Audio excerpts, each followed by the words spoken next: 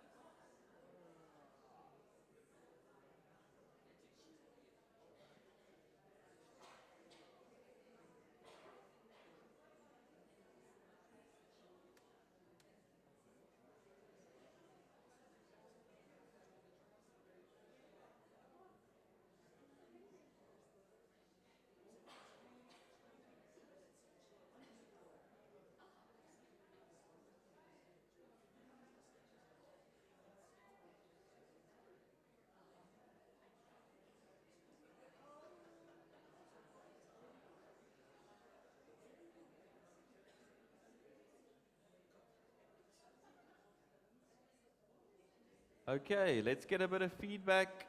If you want to contribute, just give me an indication. Maybe you heard a really good story and you want to share that story. So we have one here, George, if we can have this mic on. Thank you. I'm not quite sure whether this is my treasure or the gentleman's treasure, but I was on a walk. And there was 2 or 3 of us, and we were going out, and we were looking for some treasure. And I said, there's a man with a blue coat, and he's needing my help. And I walked maybe about a quarter of a mile, and I came to a bus shelter, and there was a man standing, crying, his eyes out, an elderly man. And I stopped, and I spoke to him, and asked if I could pray over him, and he did. And he sent me a message later to say that it was really important that I had stopped and prayed over him. And I feel that's maybe my treasure, but I'm sharing it anyway because I remember it so well. Yeah, thank you for sharing that. That's very powerful. Thank you, Christina. Wow. Anybody else wants to share? Here we go.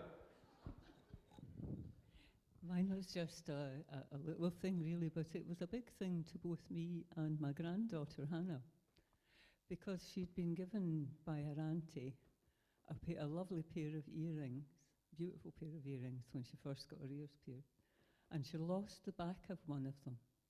And you know how it is, ladies, if you've lost the back of an earring, you can't do anything with it.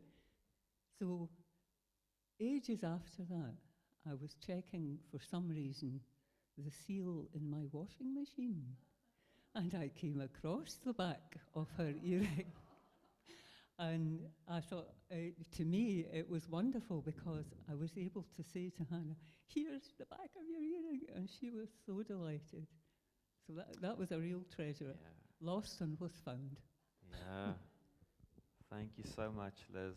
I think we've all been there where we've found something that we maybe lost. We've given hope up on and we found it. Any last person want to share? So our theme for today is lots or lost treasure from Genesis 28. Lots or lost treasure. You might not know this, but you are seated, some of you at least, on treasure. So there might be something under your pew. I couldn't cater for all of you, but some of you might have a sweetie or a chocolate or something. So I challenge you to look under your pew. And I did scatter it around. Look carefully. Just raise your hand if you found something. There we go. Margaret. Heather has a Mars bar. Val has a sweetie. Tracy. There's a few things here as well. You found it, Rob. Good. Okay. These weren't the Kirk fairies. It was just me, just so you know.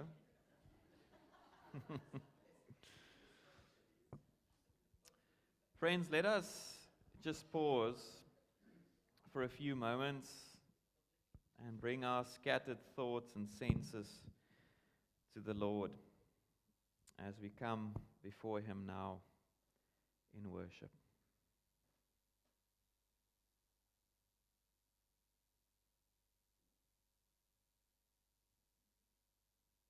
Father, as we prepare to enter into this most holy of spaces, to encounter you, this is indeed Bethel, the house of God. We thank you that you are here with us, that your Spirit lives inside each and every one of us. We pray that you will bless us, Lord, as we seek to find this treasure that is found in you once again this morning through our song and through our worship, through our scripture reading, and through our message. May everything point to you, Jesus, as our Lord and Savior. Amen. I invite you to stand with me as we say these few verses together from Psalm 17. Let us stand.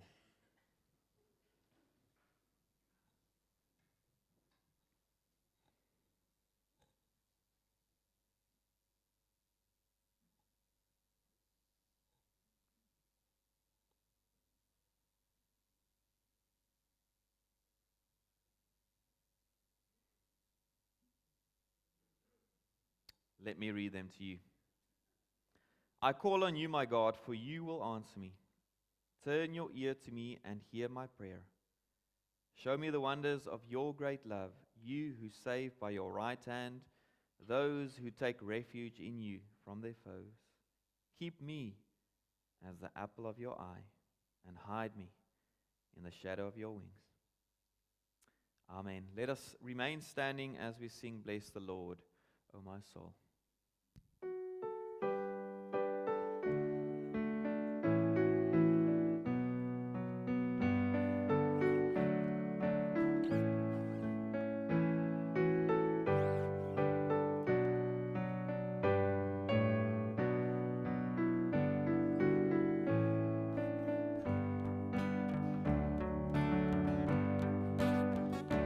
Bless the Lord, O my soul.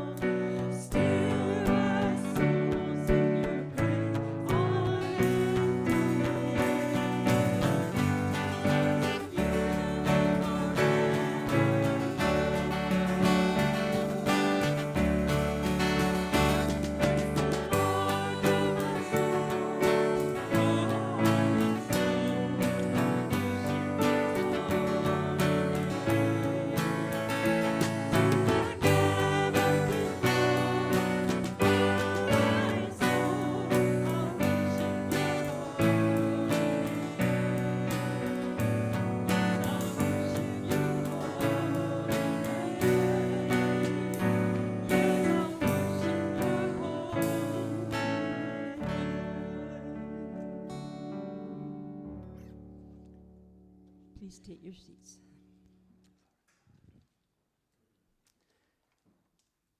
Friends, just a few announcements. We're going to start with birthdays. Linda, happy birthday. And Mary McDonald as well. Many congratulations. Hope you have a beautiful day. Are you going to do anything nice? Yes? Wow, that is very special. You, Mary? Taking out your lunch. Ah, beautiful. Do enjoy it. Yeah, you are such a blessing, both of you. So do enjoy the day. Other birthdays. Sandra Black is on Wednesday. Many congratulations. Yeah, and Jan Allen is on Friday. If we miss your birthday, it's your fault. Because we keep telling you to tell us, which David Black has done. And please speak to Karen if you want your birthday to be mentioned. Again, we won't say the number. Every year, somehow, is the year you get your bus pass. Don't know how that happens. We just have a photo up from our men's breakfast that took place yesterday morning. And I want to say all of you are invited, but that wouldn't be correct. So please join us next time. It was really a gorgeous day. And then just to remind you that next Sunday, the 26th of July, we have our barbecue pizza afternoon, early evening from 4 p.m. to 6 p.m. at the church center. We'll have a few basic things like burgers, but we would love for all of you to come along, even if you just bring a sandwich, if you like a sandwich, but just come along and we'll share in a bit of fellowship. Will we sing as well? No? Okay. We'll just eat, don't worry. You don't have to sing to earn your food. Maybe it'll happen impromptu. Okay. Morag is going to be there, so there might be a few things happening spontaneously. Okay. Then I'm going to invite Paula to share something on Alpha.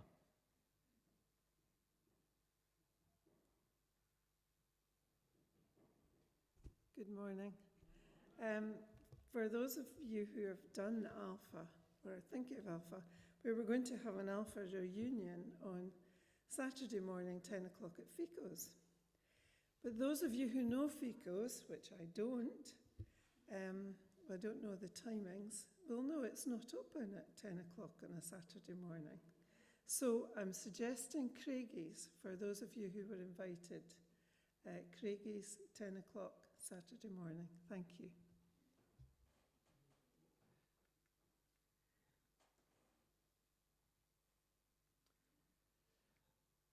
We are now going to join in singing CH4 188. Be still for the presence of the Lord. Let's stand as we do so.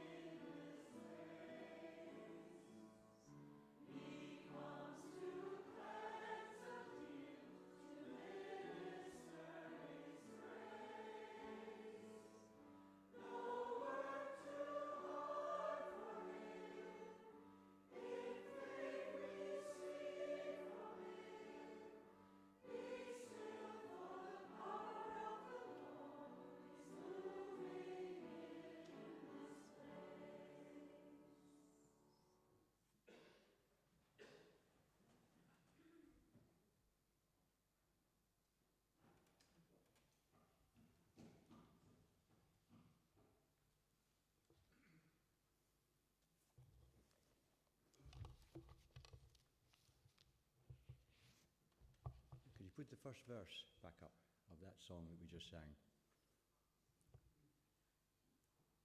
Eric's already alluded to the fact that this is Bethel, the house of God. And we've just sung, "Be still for the presence of the Lord.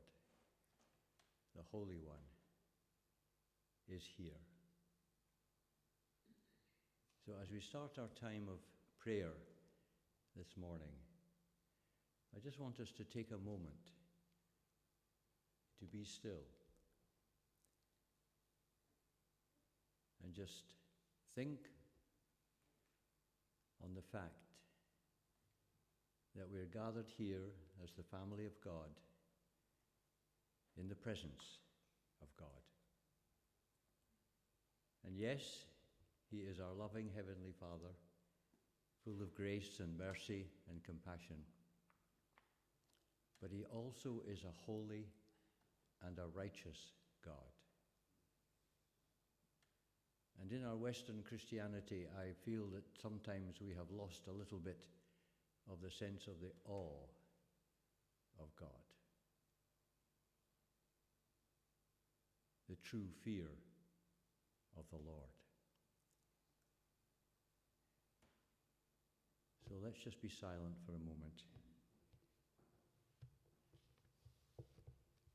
Be still for the presence of the Lord is in this place.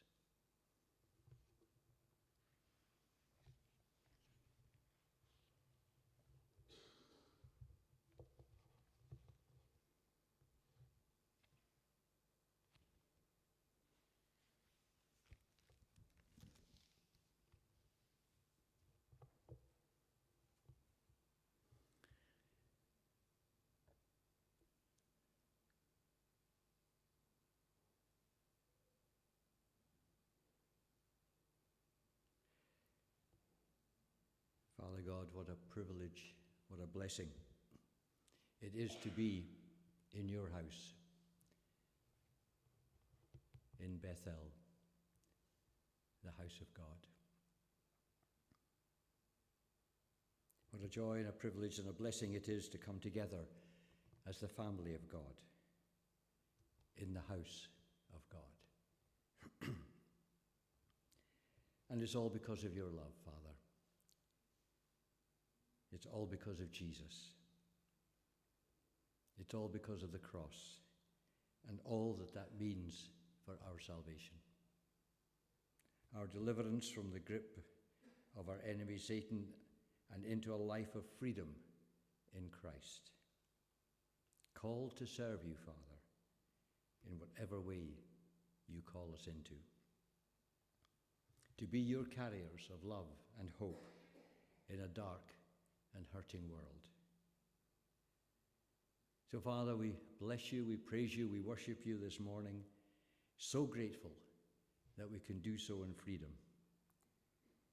And as we do, remember all these places where it's difficult and dangerous to be known as a Christian, to be known as a follower of Jesus, where persecution of Christians is commonplace. So we pray today for your persecuted church.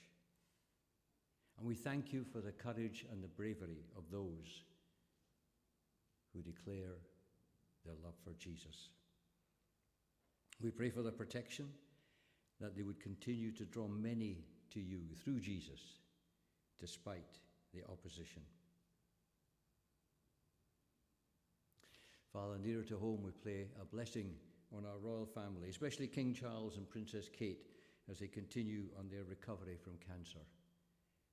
We pray for a full and complete healing.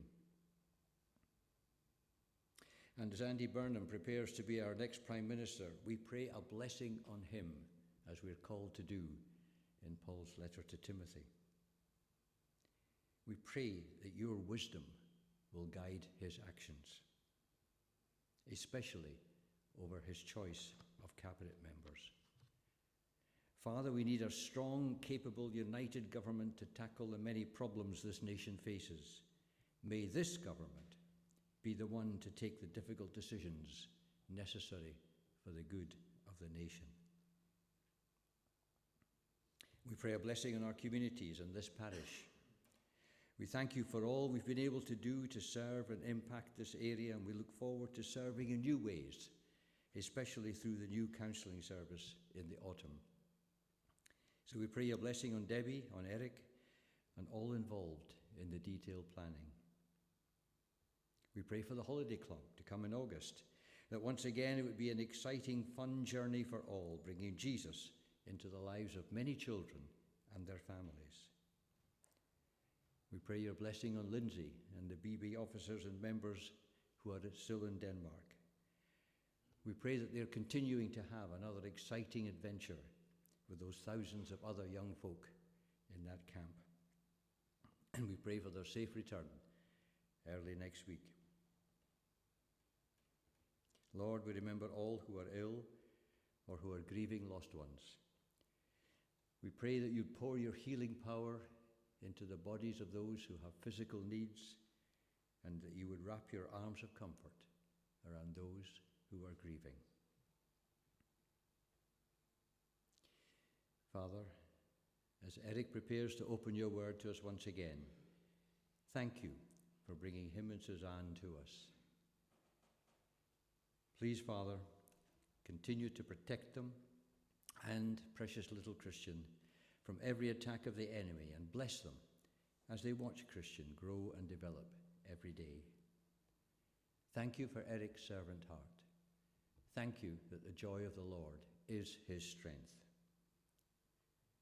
So as we thank you that you hear every prayer, we end our time today with the words Jesus taught his disciples, saying, Our Father, who art in heaven, holy is your name. Your kingdom come. Your will be done on earth as it is in heaven. Give us this day our daily bread. Forgive us our debts as we forgive our debtors. And lead us not into temptation, but deliver us from the evil. For yours is the kingdom, the power, and the glory forever. Amen. Thank you, Alistair. Friends, we will now have our reading from Genesis 28, verses 10 to 19a. Thank you, John.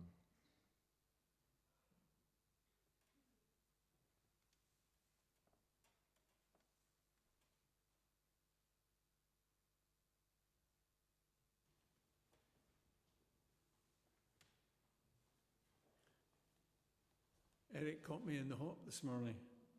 I thought this was coming later. But here we are.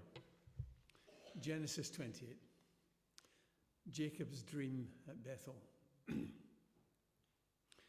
Jacob left Beersheba and sent out for Haran. When he reached a certain place, he stopped for the night because the sun had set.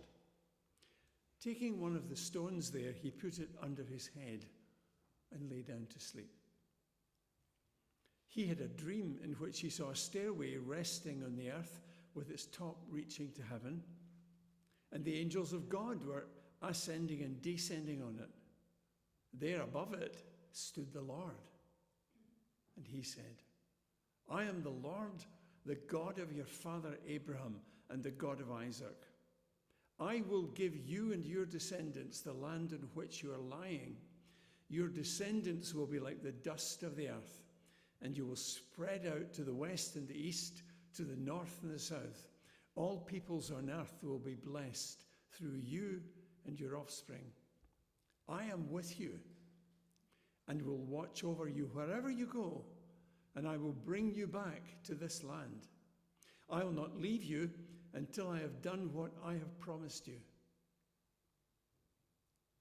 When Jacob awoke from his sleep, he thought, oh, surely the Lord is in this place, and I was not aware of it.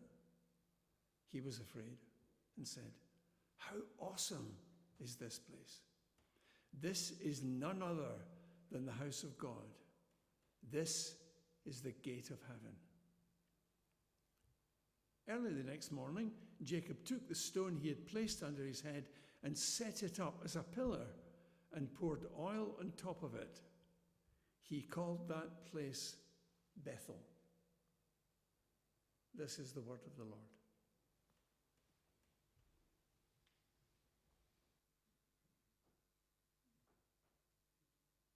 Thank you, John.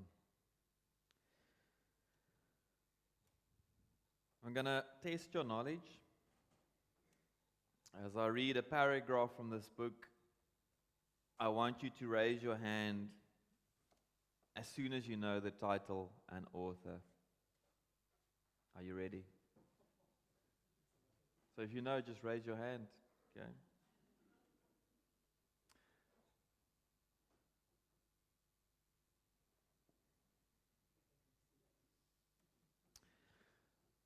The paper had been sealed in several places with a thimble by way of seal, the very thimble perhaps that I had found in the captain's pocket. Okay, 2 already. We'll keep going, okay? The doctor opened the seals with great care, and there fell out the map of an island with latitude and longitude, sounding names of hills and bays and inlets and every particular that would be needed to bring a ship to a safe anchorage upon its shores. Okay, a few more. It was about 9 miles long and 5 across, shaped, you might say, like a fat dragon standing up, and had 2 fine landlocked harbors, and a hill in the center part marked Spyglass. There were several editions of later date, but above all, 3 crosses of red ink, 2 on the north part of the island, 1 in the southwest, besides this last, in the same red ink and in a small neat hand, very different from the captain's tottery characters. These words, bulk of the treasure here. Okay. If you guessed Treasure Island from Robert Louis Stevenson, you'll be right. So the day after using the case of Dr. Jekyll and Mr. Hyde, I saw this book in a charity shop. Isn't it funny how we stumble upon these treasures? Though X marks the spot does not appear in the novel, it did help popularize the idea of a treasure map marked with an X.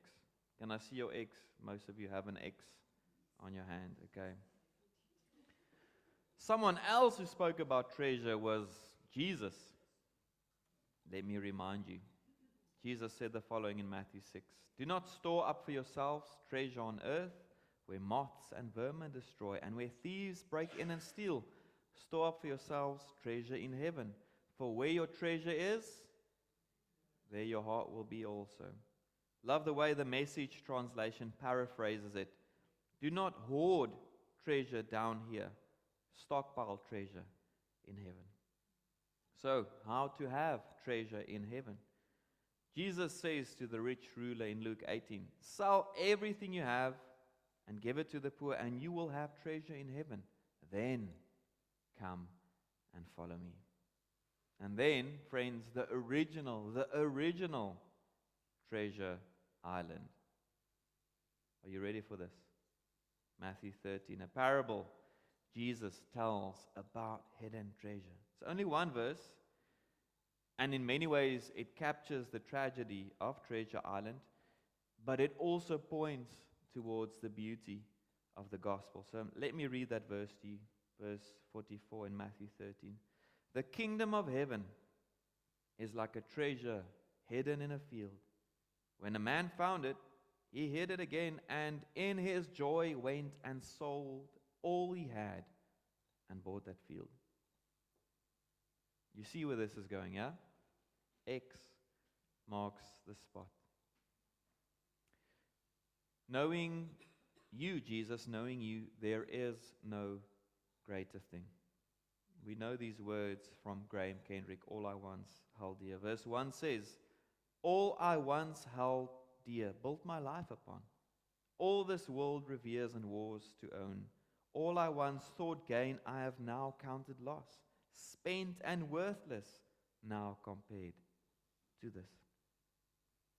Friends, we're constantly doing this as followers of Jesus Christ, counting the cost, getting rid of the clutter, selling everything to buy the proverbial land, to ensure that the treasure of knowing Jesus remains at the very center of our being. And should we perhaps think of our relationship with Jesus more in line with this parable? Nothing is worth more than knowing Jesus. Do we believe this? Do we truly believe this?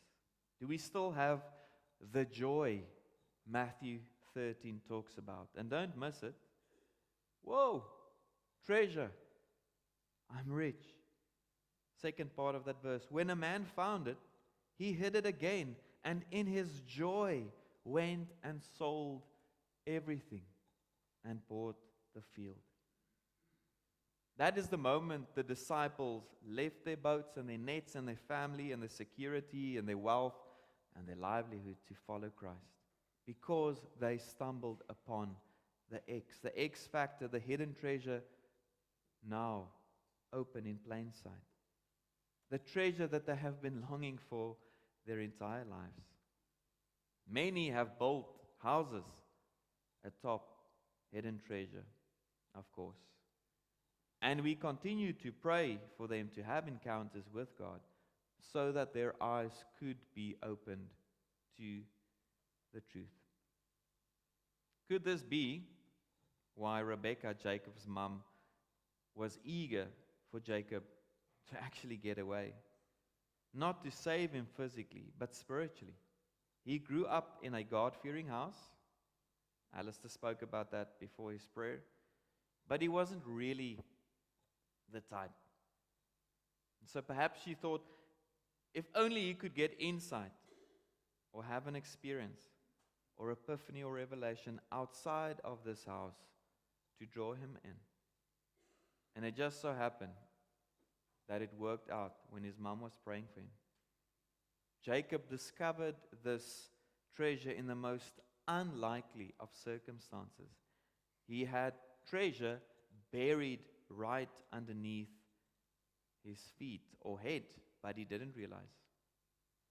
He's this fleeting, frightened fraud escaping the wrath of his brother Esau, who was fuming. You'll remember that he stole his birthright, his inheritance.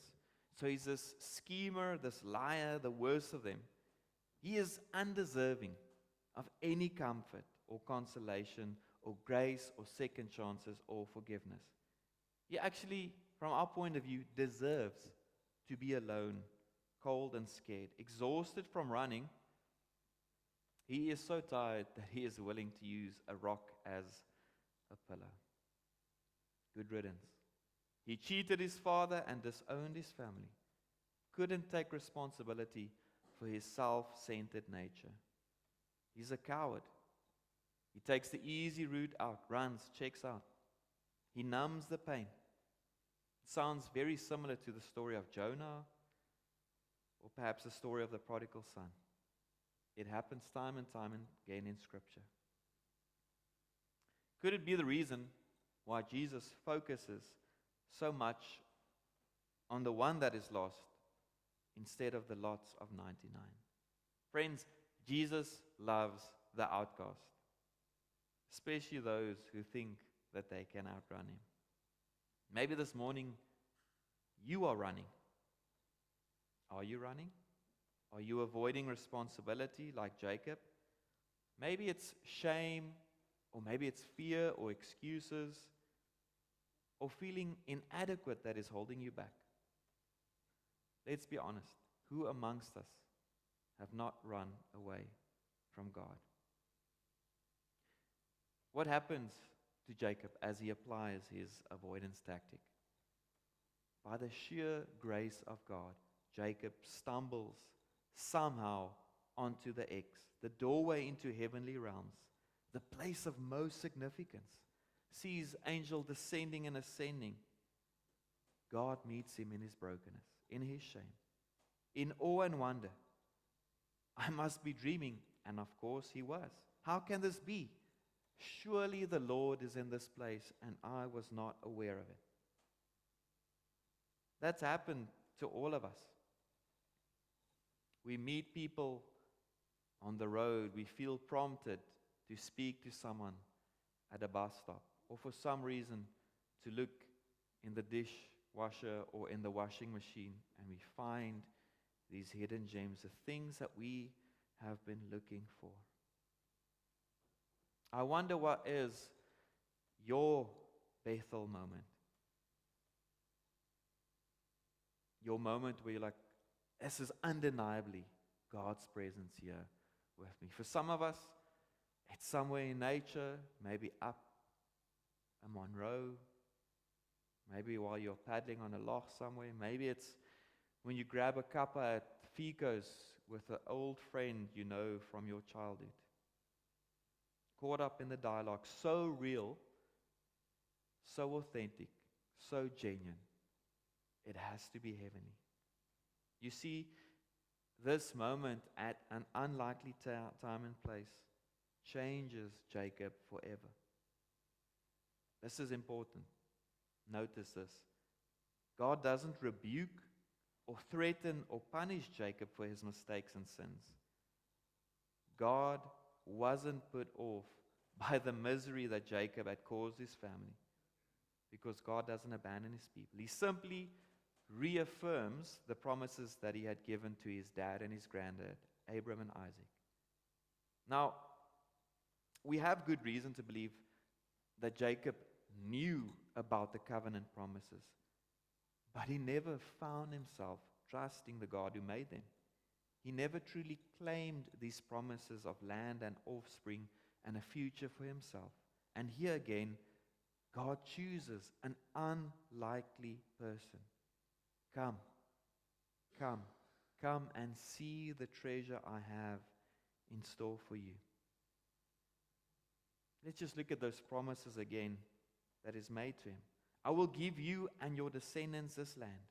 All people will be blessed through you and your offspring.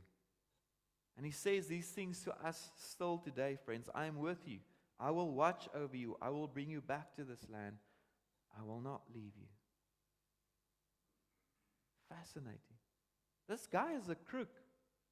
He's a deceiver, a scheming swindler, at best a half-hearted believer, a guy who had the pirate's black spot on him. And God loves him all the same, gives him another chance, redeems him, not because he is good or worthy, but because God is. And that is the point. The heart of Jacob was changed. He realizes that even though he had been a terrible person, God still cares about him. And so, he erects that pillar. He worships God and dedicates his life to serving him. Dear friends, this treasure is yours. It is there for the taking. You don't have to go on a very dangerous journey to some destination with wild coordinates in the middle of the Atlantic Ocean for this reality to be opened in your heart. You don't have to be a good person. You don't have to be morally or ethically sound. All you need to do is to open this treasure trove that is there for the taking, free of charge. It's right there. And then, yes, you'll receive the map and you will go on many adventures. But because you have already attained the greatest gift and treasure of humankind, Jesus Christ, the Son of God, who became the key to unlocking the treasure chest. Do you know this? Do you know this treasure intimately? Have you opened this chest, or is it still lying somewhere dormant, buried in your back garden? Friends, the greatest treasure ever to be buried came back to life, risen on the third day to conquer death and the forces of evil forevermore, so we don't have to fear walking the plank. We don't have to fear the Long John Silvers and the wicked pirates of this world, for Jesus has already overcome the world And He gives us these promises renewed. I'm with you. You have a future. I will bless you and those around you through you. And when people see you opening up, as you open the treasure chest, wearing the golden crown and earrings and rubies of love and grace and kindness and forgiveness and hospitality and patience, they might, like Jacob, say, how awesome is this place? This is none other than the house of God. This is the gate of heaven. I want you to look at your X on your hand. You are treasure, made in His image. He is relentless in pursuit of you. He will keep looking until He finds all of you. And you are therefore found in Christ. You are in Christ, and Christ is in you. That treasure chest resembles your relationship with God. And friends, there's always more to be discovered, more layers of incredible riches worth digging into, celebrating so much so that Christ gave His life for you and your friends. Are you willing to stop, to even lay your head on a pillow so He can speak to you today and in this week? Your soul, friends, your soul is so much more than anything material. I hope you know that. No matter what you've done, no matter how broken you are, He loves you. I will conclude with this. In the book, in the quote we read, there's something about the 3 crosses on the map. And next to the middle one, in my mind at least, it says, bulk of the treasure is here. Jesus hanging on the cross, in between 2 other crosses, gave His life for both. But only one chose to open the treasure chest. And Jesus said to him, today you'll be with me in paradise. That is the true treasure. That is the true treasure. In Jacob's vision, God is at the top of the staircase. He is now, because of Jesus, at the bottom. And we have therefore become Bethels, houses of God, where His Spirit resides. You are a treasure. You are precious, and you are worthy, so much so that God gave His Son for you. So now, may you stumble upon many treasures of His goodness in this week to come. May you stockpile treasures in heaven as you're reminded of God's promises for you. And may you stop digging aimlessly for a treasure that is freely available to you right now. Amen. I'm going to give you a few moments to reflect on what you've heard.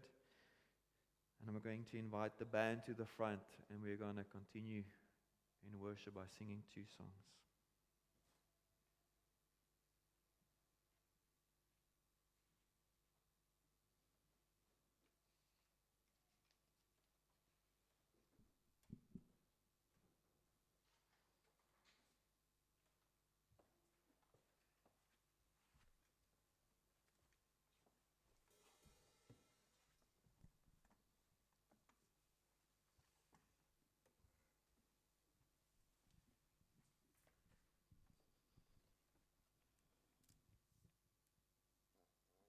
We gather in this place of worship, as many have done over the years,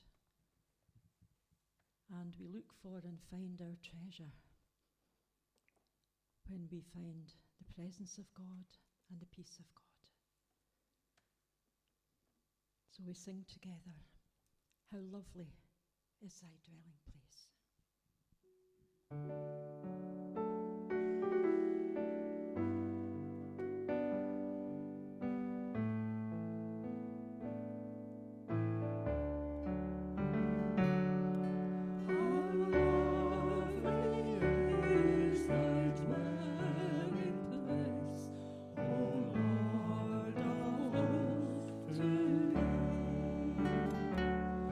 My soul is longing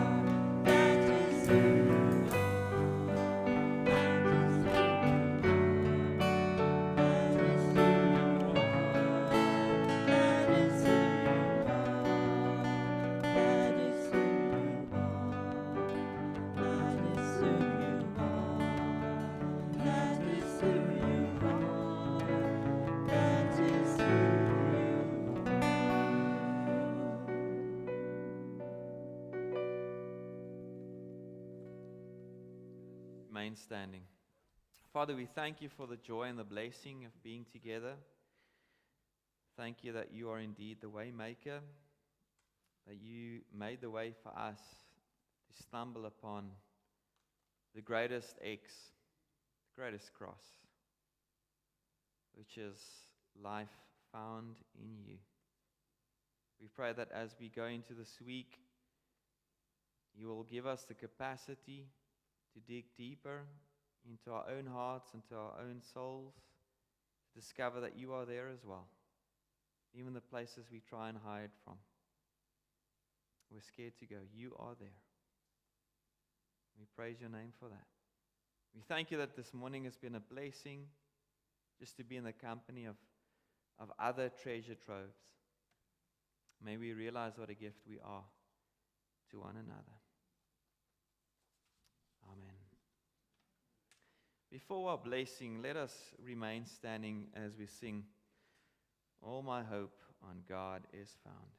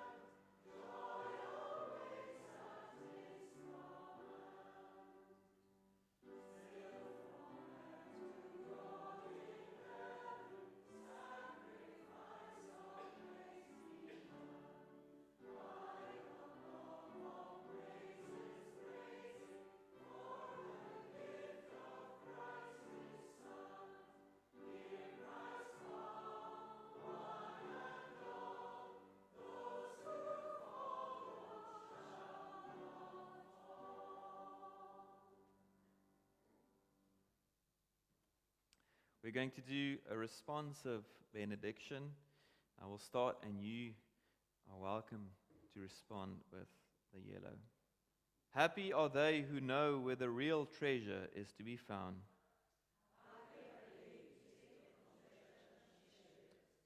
Friends of God, prepare to leave this church with spirits lighter than when you came in.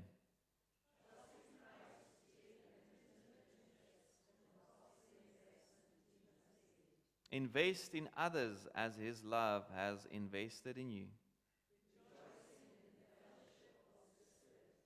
The blessing of the eternal God is upon you. Redeeming grace, enfolding love, enduring fellowship, now and forever. Amen.